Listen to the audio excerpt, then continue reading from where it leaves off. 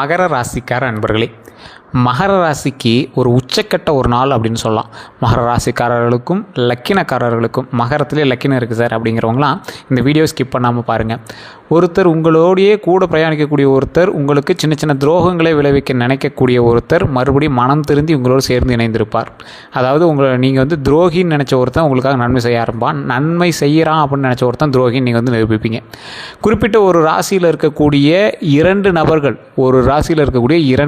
அவங்க ராசி நீங்கள் செக் பண்ணி பார்த்தீங்கன்னா தெரியும். அவங்க 2 பேர்னாலும் உங்களுக்கு தேவையில்லாத டென்ஷன் ஆகும். அது உங்கள் கீழே வேலை பார்க்குறவங்களா இருக்கலாம், உங்கள் ஃபேமிலியில் இருக்கிறவங்களா இருக்கலாம். அதே போல் 3வது ஒரு ஆள், நீங்கள் யாருனே தெரியாத ஒரு ஆள், அதில் நீங்கள் அந்த 2 நபராக கூட இருக்கலாம். யாருனே தெரியாத ஒரு ஆள் வந்து உங்களுடைய பண சம்மந்தப்பட்ட விஷயத்தில் தலையிட்டு உங்களுக்கு கிட்டத்தட்ட ஒரு 40-50 ரூபாய்க்கு மேலே உங்களுடைய கெப்பாசிட்டிக்கு தகுந்த மாதிரி உங்களுக்கு எது ஒரு குறிப்பிட்ட அமௌண்ட்டோ அதை உங்களால் சரி பண்ண முடியும் அப்படிங்கிற அமௌண்ட்டை, ஆனாலும் அது ஒரு தலைவலிக்கக்கூடிய ஒரு விஷயத்தை உங்களுக்கு வந்து கிளப்பி விடுவோம். இது வந்து மகர லக்கினக்காரர்களுக்கும் சரி, மகர ராசிக்காரர்களுக்கும் சரி. அதே போல் இந்த ராசிக்காரர்கள் வெளியூர் சுற்றுப்பயணம் செல்ல மேற்கொள்ளக்கூடிய ஒரு நேரம். பழனி, இந்த ஏதாவது திருப்பதி, இந்த மாதிரி ஏதாவது கோயிலுக்கு போய்ட்டுலாம், லீவு சார் எங்கேயா ட்ரிப்பு போய்ட்டுலாம் அப்படின்னு அமையக்கூடிய ஒரு காலகட்டமாக இந்த காலகட்டம் அமையுதுங்க. தொழிலில் பரவாயில்லையா இருக்கும், இருந்தாலும் தொழிலில் சின்ன சின்ன சிக்கல்களை சந்தித்து தான் அந்த பரவாயில்ல அப்படிங்கிறத நீங்கள் வந்து சரி பண்ணுவீங்க.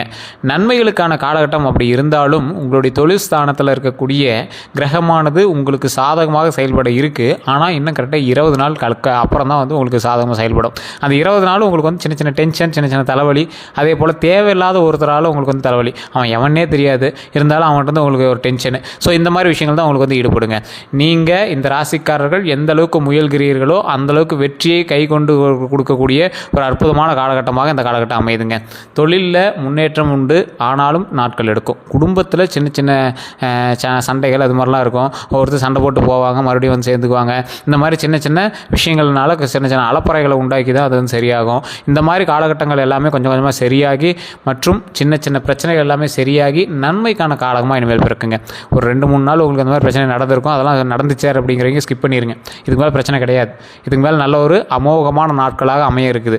அதே போல் இந்த ராசிக்காரர்கள் ஒன்று தெளிவாக ஞாபகம் வச்சுக்கணும். மகர லக்கினம், மகர ராசியில் இருக்கிறவங்க நீங்கள் செய்யக்கூடிய தொழில் எந்த இடத்துல நீங்கள் செஞ்சிட்டீங்களோ அந்த இடத்துல குலதெய்வத்துக்கிட்ட வணங்கி அந்த இடத்துல வந்து ஏதோ ஒரு எலுமிச்சம்பழமோ அல்லது விபூதியோ கொண்டு போய் அந்த தொழில் செய்யக்கூடிய இடத்துல வைங்க. குலதெய்வத்தினுடைய ஆற்றல் கண்டிப்பாக தேவைப்படக்கூடிய ஒரு காலகட்டமாக அமையுது. தொழில் சம்மந்தப்பட்ட விஷயத்தில் அந்த 20 நாளும் கொஞ்சம் பார்த்துருக்க வேண்டிய காலகட்டம். அதாவது மே 6லேருந்து ஜூன் 6 வரைக்கும் ஓரளவு கொஞ்சம் சின்ன சின்ன அசம்பளோட அப்படியே ஒரு சின்ன அப்படியே ஒரு பதட்டத்தோடு கொஞ்சம் கொஞ்சம் மூவ் ஆக ஆரம்பிக்கும். இப்போ நீங்கள் ஏப்ரலில் தானே சார் இருக்கணும், மேவுக்கு எவ்வளோ நாள் இருக்குது அப்படின்னு கேட்டிங்கன்னா, இந்த ஏப்ரலில் உங்களுக்கு அந்த 20 நாட்கள் வந்து கொஞ்சம் யோசித்து தான் பண்ண வேண்டிய நாட்கள். அதற்கு பிறகு இருக்கக்கூடிய அந்த 1 மாத காலகட்டம் கொஞ்சம் பயபக்தியோடு பணிஞ்சு பண்ண வேண்டிய நாள். அதுக்கப்புறம் ஜூன் 6க்கு மேலே தான் உங்களுக்கு வந்து வெற்றிக்கான காலகட்டம் அப்படின்னே சொல்லலாம். ஸோ தொழில் ரீதியாக வெற்றிக்கான காலகட்டமாக அமையக்கூடிய இந்த நாட்களில் நீங்கள் எப்பொழுதுமே வந்து பார்த்திங்கன்னா இறை வழிபாடு பண்ணியே இருக்கணும். அதே மாதிரி குலதெய்வ வழிபாடு பண்ணியே இருக்கணும். அதே போல் வண்டி வாகனங்களில் ரொம்ப கவனமாக இருக்கணும். இந்த ராசிக்காரர்களுக்கு அதிகமாக தொந்தரவு பண்ணக்கூடிய சில விஷயமாகவும் செலவு வைக்கக்கூடிய சில விஷயமாகவும், சர்வீஸ் போனால் அதிரி பேருங்கிறாங்க சார், என்னன்னே தெரியல சார் அப்படின்னு சொல்லக்கூடிய சில விஷயமாகவும் இந்த வண்டி வாகனங்கள் அமையுதுங்க. அந்த வண்டி வாகனம் சம்மந்தப்பட்ட விஷயத்தில் கொஞ்சம் பார்த்துருங்க. வண்டியில் சவுண்டு வருதுன்னு கொண்டு போவீங்க, அது எதோ கழட்டி அது இதுன்னு நிறையா சொல்லிவிடுவாங்க. வேறு எவனுக்காவது ஜாமீன் கொடுத்துருப்பீங்க, அவனுக்கு பதிலாக நீங்கள் அமௌண்ட் கட்டிகிட்டு இருப்பீங்க. வேறு எவனுக்கு ஷூரிட்டி லோனு கொடுத்துருப்பீங்க, அவன் டியூ கட்டாமல் இருப்பான், உங்களுக்கு ஃபோன் பண்ணிட்டே இருப்பாங்க. வேறு எவனோ ஒருத்தனை வண்டி வாங்கணும் அப்படிங்கிறதுக்காக நீங்கள் வந்து வண்டி கொடுத்துருப்பீங்க, ஏதோ அடமானம் வச்சு இந்த மாதிரி செயல்களில் ஏதாவது ஈடுபட்டிருப்பான். ஸோ உங்களோட ஆர்சி புகை யாருக்காவது ஒரு கடன் கொடுக்குறதுக்காக உங்களோட நண்பன் கொடுத்துருப்பீங்க, அவன் தேவையில்லாமல் இது பண்ணியிருப்பான். இந்த மாதிரி சின்ன சின்ன துரோகங்களையும் சின்ன சின்ன நம்பிக்கை இல்லாத விஷயங்களையும் நீங்கள் வந்து பார்த்துருப்பீங்க. வண்டி வாகனங்களுக்காக வாங்கின கடன்களை நீங்கள் வந்து அடைக்க முடியாமல் சின்ன சின்ன விஷயங்கள் தவிச்சிட்டு இருக்கக்கூடிய காலகட்டங்களும் இருக்குதுங்க. அதே போல் இந்த ராசிக்காரர்களுக்கு எப்பேற்பட்ட ராசிக்காரலாக இருந்தாலும் சரி, நீங்கள் மட்டும் ஏதாவது தொழில் பண்ணிகிட்ருக்கீங்க அப்படின்னா, அது வண்டி வாகனம் சம்மந்தப்பட்ட தொழிலாக இருந்துச்சு அப்படின்னா இந்த டைமில் நீங்கள் ரொம்ப அமைதியாக செயல்பட வேண்டிய ஒரு காலகட்டம். ரொம்ப அமைதியாக இருக்கணும். வண்டி அசசரிஸு, வண்டி சம்மந்தப்பட்டது, வண்டி வாகனம் சம்மந்தப்பட்டது, உதிரி வாகனம் சம்மந்தப்பட்டது, ஆட்டோமொபைல்ஸ், இந்த மாதிரி இண்டஸ்ட்ரியில் இருக்கிறவங்க ரொம்ப கவனமாக இருக்கணும். அதே போல் நிதித்துறையில் இருக்கிறவங்களும் ரொம்ப கவனமாக இருக்கணும். நிதித்துறை ஒருத்தருக்கு ஆனால் ஒருத்தங்க அமௌண்ட் கேட்பா, நீங்கள் ஷூரிட்டி கொடுப்பீங்க, ஏதாவது ஒரு நகை வாங்கி வச்சு கொடுப்பீங்க, கார்டு வாங்கி வச்சு கொடுப்பீங்க, இந்த மாதிரி விஷயங்கள் நீங்கள் பண்ணிட்டுருக்கீங்க அப்படின்னா ரொம்ப எச்சரிக்கையாக இருக்கக்கூடிய ஒரு காலகட்டமாக அமையுதுங்க. இந்த ராசிக்காரர்கள் எப்பேற்பட்ட ராசிக்காரர்கள் அப்படின்னா, மற்றவர்களுக்கு உதவி செய்தே தேய்ந்து போன ராசிக்காரர்கள். இதனால் பல துரோகங்களை அனுபவிச்சிருப்பீங்க. நிறைய துரோகங்கள் அனுபவிச்சிருக்கீங்க. மகராசி மாதிரி துரோகத்தை அனுபவிச்சும் அவனுமே கிடையாது. அதே மாதிரி மகராசி மாதிரி குடும்பத்துக்கு பண்ணணும் அவனு கிடையாது. குடும்பத்துக்கு பண்ணிட்டு தேவையில்ல திட்டு வாங்கணும்னு அவனு கிடையாது. குடும்பத்துக்கு நீங்கள் பண்ணீங்க அப்படின்னாலும் உங்கள் மேலே பெரிய ஆதாயம் இருக்குது, அது உன் கடமைப்பா அப்படின்ட்டு போயிட்டே இருப்பாங்க. ஸோ இந்த மாதிரி விஷயங்கள்லாம் உங்களோட லைஃப்பில் நிறைய பார்த்துருப்பீங்க. அது உங்களோட பெற்றோர் பெரியோர்கிட்ட நீங்கள் நிறைய பார்த்துருப்பீங்க. அதில் நீங்கள் இந்த மகராசிக்காரர்கள் மகர லக்னத்துக்காரர்கள் ஒரு 3 நபர்களில் ஒரு குழந்தையாக இருக்கீங்க அப்படின்னா உங்களை பொறுத்த வரைக்கும் அவங்கள பொறுத்த வரைக்கும் சொல்கிறேன், அவங்கள பொறுத்த வரைக்கும் நீங்கள் வந்து 3ல் 1, ஒரு 2-3 குழந்தையில் 1 அப்படி தான். ஆனால் உங்களை பொறுத்த வரைக்கும் நீங்கள் தான் அந்த வீட்டை வந்து கைப்பிடிச்சி தூக்கி வளர்ந்துட்டு இருக்கிறங்கிறது உங்களுக்கு தெரிய ஆரம்பிக்கும். அதே போல் அவங்க வந்து நீங்கள் உங்கள்கிட்ட பணத்தை வாங்கி நீங்கள் யூஸ் பண்ணாலும் சமமாக தான் பார்க்க ஆரம்பிப்பாங்க. ஆனால் உங்களுக்கு வந்து இப்படி சமமாக ஏன் பார்க்குறாங்க, நாம தானே இது பண்ணுறோம் அப்படிங்கிற ஏக்கங்கள் உங்களோட மனதில் உருவாகிட்டே இருக்கும். இல்லை சார் அந்த மாதிரி ஏக்கம் கூட இல்லை, ஆனால் ஒரு மனுஷனாக கூட நம்ம மதிச்சா பரவாயில்ல அப்படிங்கிற மாதிரி தான் உங்களுக்கு சில நேரத்தில் தோண ஆரம்பிக்கும். குடும்பத்தில் மனைவி குழந்தைகள் இருக்காங்க அப்படின்னா அவங்ககிட்ட கொஞ்சம் அன்யூன்யமாக இருக்கிறதுக்கு அன்போடு இருக்கிறதுக்கான சில விஷயத்தை பாருங்கள். அதே போல் நீங்கள் ஏதாவது ஒரு பண்ணிகிட்டு இருக்கக்கூடிய ஒரு தொழிலானது வேறு ஒரு மீது பேர் இருக்குது, இல்லை அந்த மாதிரி விஷயங்கள்லாம் இருக்குது அப்படின்னா அந்த டாக்குமெண்ட் ரீதியான விஷயத்தை கொஞ்சம் ஜாக்கிரதையாக பாருங்கள். பார்ட்னர் இருக்காங்க சார், இன்வெஸ்ட்மெண்ட் பண்ணியிருங்க அப்படின்னா அந்த விஷயத்தில் ரொம்ப கவனமாக இருக்கணும். அதே போல் நீங்கள் வந்து இன்வெஸ்ட்மெண்ட் பண்ண அமௌண்ட்டு நீங்கள் எந்த அளவுக்கு இன்வெஸ்ட் பண்ணியிருக்கீங்க, எந்த மாதிரி நீங்கள் அதில் எல்லாம் வேலை பார்த்துட்ருக்கீங்க, அது எல்லாத்தையுமே கொஞ்சம் பார்த்து பொறுமையாக நிதானமாக செயல்படக்கூடிய ஒரு காலகட்டமாகவும் இந்த காலகட்டம் அமையுதுங்க.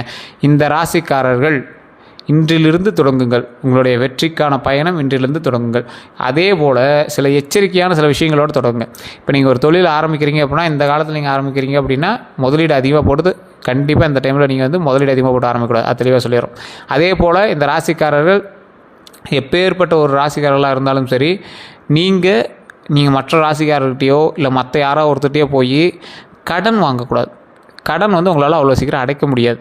கொஞ்சம் பொறுமையாக தான் உங்களால் அந்த கடன்கள் எல்லாத்தையும் அடைக்க முடியும். கடனோட எஜ்ஜிக்கு பக்கமாக வந்தால் சிலர்களால் அடைக்க முடியும். ஆனால் மகர ராசிக்காரர்கள் மகர லக்னத்தார் திடீர்னு ஒரு ஜாக்பாட் அடிக்க லக் அடிக்கோ அதன் மூலமாக கடன் அடைச்சிருவாங்க.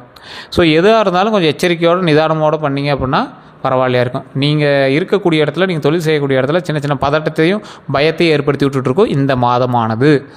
அதிலேருந்து கொஞ்சம் அப்படியே ரிலாக்ஸாக வந்துட்டுருப்பீங்க. அதாவது தொழில் சம்மந்தப்பட்ட தான் உங்களுக்கு தேவையில்ல ஸ்ட்ரெஸ் அதிகமாக கொடுத்துருக்கும் இந்த காலகட்டம். ஏன் சார் தொழிலை பற்றியே பேசுகிறீங்க அப்படின்னு கேட்டால் இந்த காலகட்டம் உங்களுக்கு அதில் தான் கொஞ்சம் ஓரளவுக்கு பதட்டத்தையும் பயத்தையும் ஏற்படுத்துதுங்க.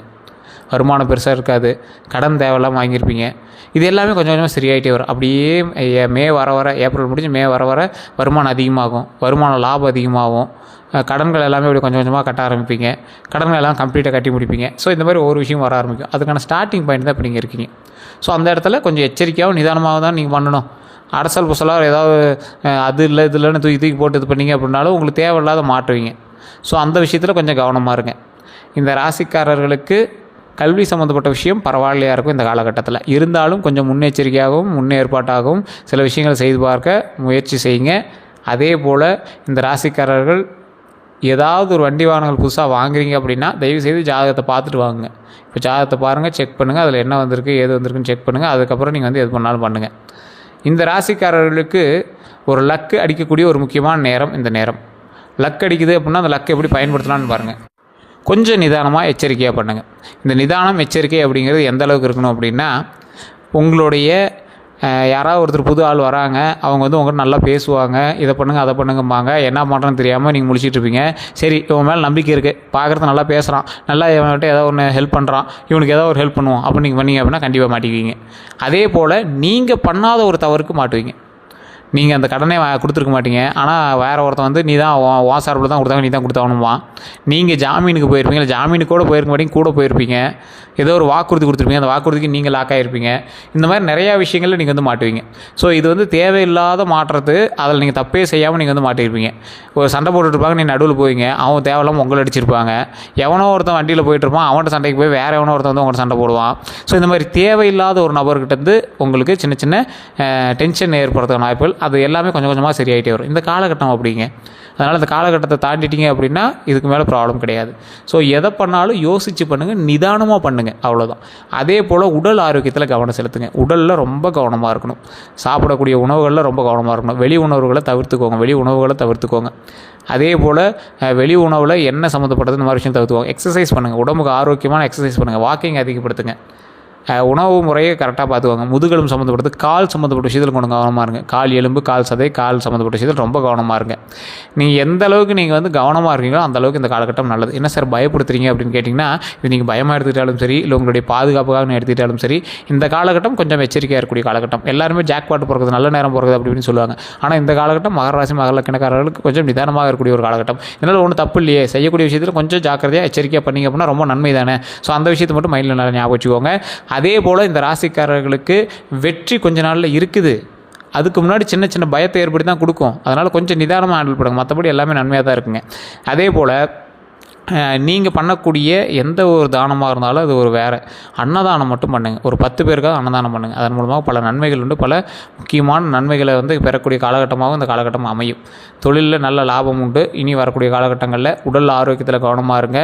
மற்றபடி குலதெய்வ வழிபாடு கண்டிப்பாக பண்ணுங்கள். இல்லை சார் நான் ஏதாவது ஜாதகம் பார்த்துட்டு பார்க்குறோம் அப்படின்னா கண்டிப்பாக குலதெய்வத்திற்கு வழிபாடு பண்ணிவிட்டு நீங்கள் வந்து ஜாதகம் பாருங்கள். இல்லை சார் வெளியூரில் இருக்கும், வெளிநாட்டில் இருக்கும் அப்படின்னா வீட்லேயே உட்காந்து வழிபடுங்க. குலதெய்வத்தை நினச்சி மனசில் வழிபடுங்க. அதுவே போதுமானது. ஜாதகத்தை வந்து நீங்கள் பார்க்கணும் அப்படின்னா கீழே டிஸ்கிரிப்ஷனில் ஒரு நம்பர் கொடுத்துருங்க. இல்லை சார் நான் லோக்கலில் பார்த்துனா நீங்கள் லோக்கலில் பார்த்துலாம். டிஸ்கிரிப்ஷனில் இருக்கிற நம்பருக்கு ஃபோன் பண்ணிங்க அப்படின்னா வெயிட் பண்ணி பார்க்குற மாதிரி தான் இருக்கும். உங்களுக்கு ஓகே சார் நான் வெயிட் பண்ணி பார்க்குறேன் அப்படின்னா மட்டும் அப்பாயின்மெண்ட்டுக்காக வெயிட் பண்ணி நீங்கள் பார்க்குற மாதிரி தான் பாருங்கள். அப்படி இல்லைனா நீங்கள் லோக்கலில் கூட ஜோதிடம் பார்த்துக்கலாம். வேறு ஏதாவது உங்களுக்கு தகவல் வேணும் அப்படின்னா நீங்கள் கமெண்ட் செக்ஷனில் பதிவிடுங்க.